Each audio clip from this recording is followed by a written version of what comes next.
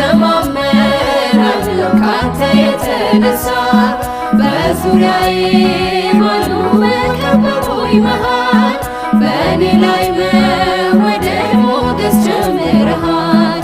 በዙሪያዬ ባሉ በከበቡኝ መሃል በእኔ ላይ መወደድ ሞገስ ጨምረሃል።